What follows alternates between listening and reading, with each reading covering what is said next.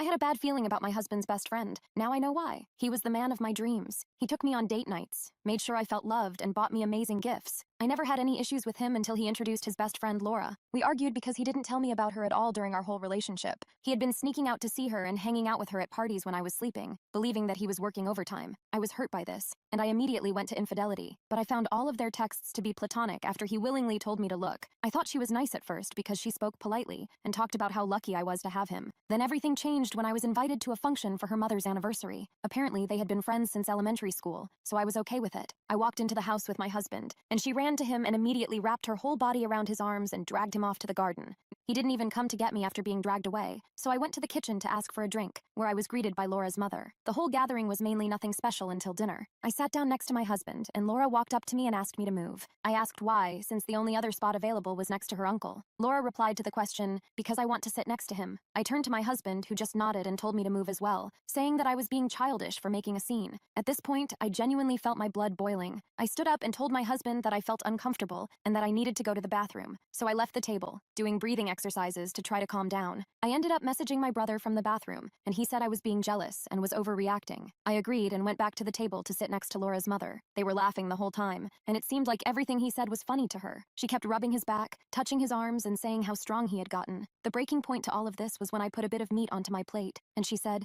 "Are you really going to eat all of that?" I froze in embarrassment while she and my husband laughed. Her mother stood up for me, saying that it was inappropriate and to treat guests with respect, but she ignored it. I stood up from my chair and walked out the front door to call my dad. I told him to pick me up and that I'd explain in the car. When I got in the car, I broke down and told him everything. He said that I was most likely overreacting, but he agreed that the situation was very uncomfortable. I thanked him and went back to our house. While I was getting comfortable, my phone was flooded with messages from Laura and my husband. To my horror, my husband said that I ruined the whole dinner and that he was going to stay there for the night. I then read what Laura said, saying I had ruined her night because of my pygmy behavior. After doing research on that word, it filled me with anger. My husband came home from Laura's at 5 p.m. I immediately told him that leaving me to stay at another woman's house was disgusting. He started shouting that I was overreacting and needed to go to counseling for my jealousy issues. For about a month, my husband became more distant and cold. I could feel that our argument wedged a gap in our marriage until I got a message from Laura this morning with a positive pregnancy result and a threat saying we should get divorced because it's my husband's child. I don't know what to do. I feel like I failed as a wife.